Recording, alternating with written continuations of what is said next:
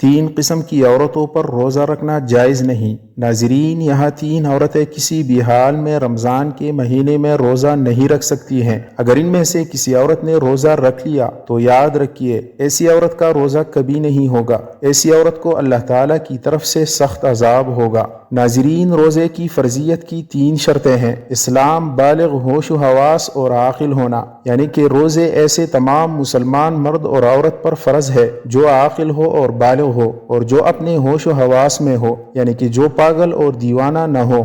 ایسے تمام مسلمان عورت اور مرد پر رمضان کے روزے فرض ہیں۔ اب اس کے علاوہ روزے کی فرضیت ادا کرنے کی دو شرطیں ہیں۔ پہلی صحت مند اور تندرست ہونا اور دوسری محکم ہونا، یعنی کہ بیمار آدمی اپنی بیماری کی حالت میں اور مسافر اپنے سفر کی حالت میں روزہ چھوڑ سکتا ہے، یعنی کہ ان لوگوں کو رمضان کے مہینے میں روزہ چھوڑنے کی اجازت ہے۔ مگر یاد رکھیے اگر ایسے شخص رمضان کے مہینے میں روزہ رکھنا چاہیں تو وہ رکھ سکتے ہیں، ان کا روزہ قبول ہو جائے گا، لیکن اگر نہ رکھیں تو ان کو کوئی گناہ بھی نہ ہوگا، بعد میں ان روزوں کی قضا کر سکتے ہیں۔ یہ تین عورتیں ایسی ہیں جن کا رمضان کے مہینے میں روزہ رکھنا حرام ہے، یعنی کہ ان تین عورتوں کا روزہ رکھنا جائز نہیں ہے۔ اگر ان عورتوں نے رمضان کے مہینے میں روزہ رکھ لیا تو ان کا روزہ تو کسی بھی حال میں نہیں ہوگا، بلکہ ان کو اللہ تعالیٰ کی طرف سے سخت عذاب بھی ملے گا۔ نمبر 1، سب سے پہلی عورت وہ ہے جو حیض کی حالت میں ہو۔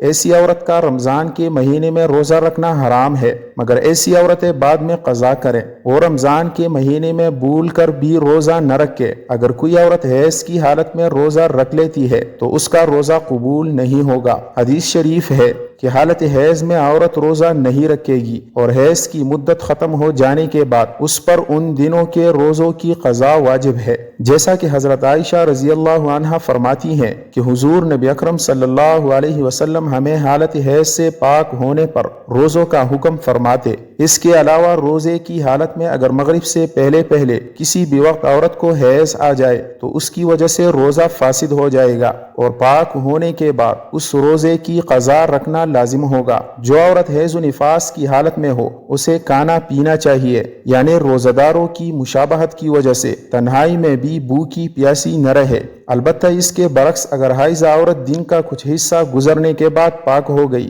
تو اب دن کے بقیہ حصہ میں کھانے پینے سے رکا رہنا چاہیے۔ نمبر 2، ناظرین، دوسری عورت وہ ہے جو نفاس کی حالت میں ہو۔ عورت کے لیے نفاس کے ایام میں نماز پڑھنا اور روزہ رکھنا شرعاً جائز نہیں، البتہ ان ایام کے روزوں کی قضا لازم ہے، نماز کی قضا نہیں۔ نفاس کتنے دن تک شمار ہوگا اور نماز روزے کی کب قضا لازم ہے، اس سلسلہ میں تفصیل درج ذیل ہے۔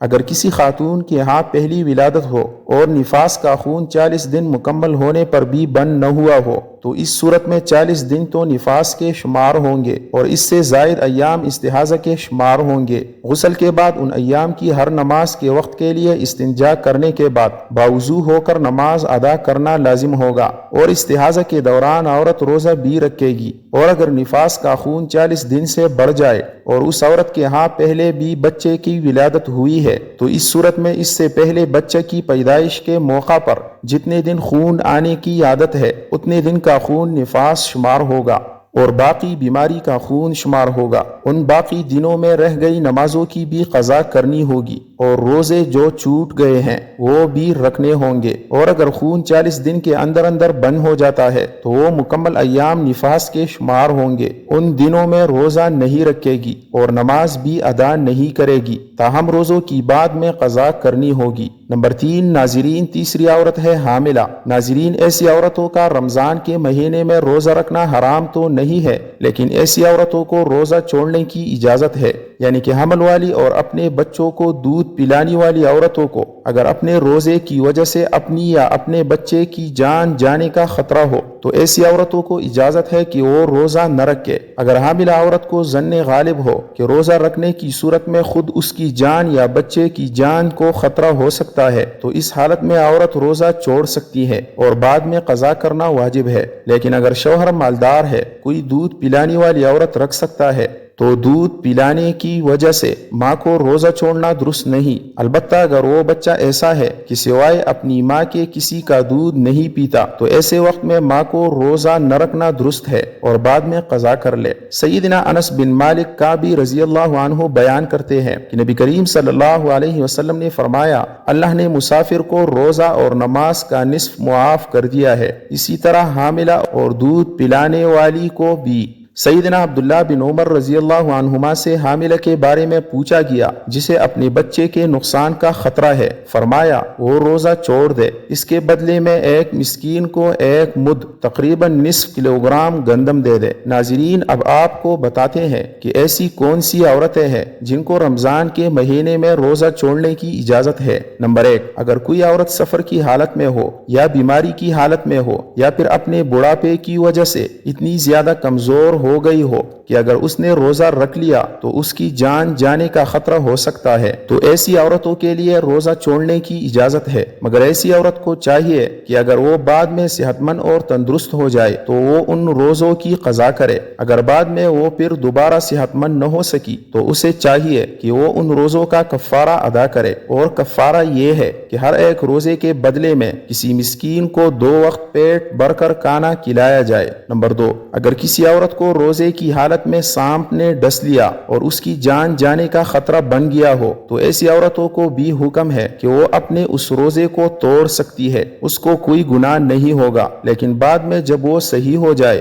تو اس روزے کی قضا کرے۔ نمبر 3، عورت حیض سے پورے 10 دن اور 10 رات میں فارغ ہو گئی، اب اس کو چاہیے کہ وہ اگلے دن کا روزہ رکھ لے، اور اگر کم دنوں میں پاک ہو گئی اور صبح ہونے میں اتنا وقت باقی ہے کہ اس کے پاس نہا دھو کر تھوڑا وقت بچے گا تو اس کو چاہیے کہ وہ روزہ رکھ لے۔ دین اسلام نے دنیا کے ہر خطے میں رہنے والے عاقل، بالغ اور مسلمان مرد و عورت پر ماہ رمضان کے روزے فرض کیے ہیں۔ قرآن حکیم میں ارشاد ہوتا ہے، رمضان کا مہینہ وہ ہے جس میں قرآن اتارا گیا ہے، جو لوگوں کے لیے ہدایت ہے اور جس میں رہنمائی کرنے والی اور حق و باطل میں امتیاز کرنے والی واضح نشانیاں ہیں۔ پس تم میں سے جو کوئی اس مہینہ کو پالے تو وہ اس کے روزے ضرور رکھے۔ فرض کی عدم ادائیگی قابل تعزیر ہے، لیکن اسلام چونکہ بطور دین سہل العمل ہے اس لیے اس میں جبر نہیں، جیسا کہ قرآن حکیم میں ارشاد باری تعالی ہے، دین میں کوئی زبردستی نہیں۔ اس لیے سفر، بیماری اور خواتین کو حالت حمل وغیرہ میں روزہ رکھنے میں رعایت دی گئی ہے۔ اگر ان حالتوں میں روزہ نہ رکھا جائے تو ان کے ختم ہونے کی مدت کے بعد رمضان کے چھوڑے گئے روزوں کی قضا کرنا ضروری ہے۔ اللہ پاک ہمیں بہتر عمل کرنے کی توفیق عطا فرمائے اور ہمیں نیکوکاروں میں شامل کرے، آمین۔ ناظرین، کمنٹ باکس میں اللہ تعالیٰ کے 99 ناموں میں سے ایک نام ضرور ٹائپ کریں۔ شکریہ۔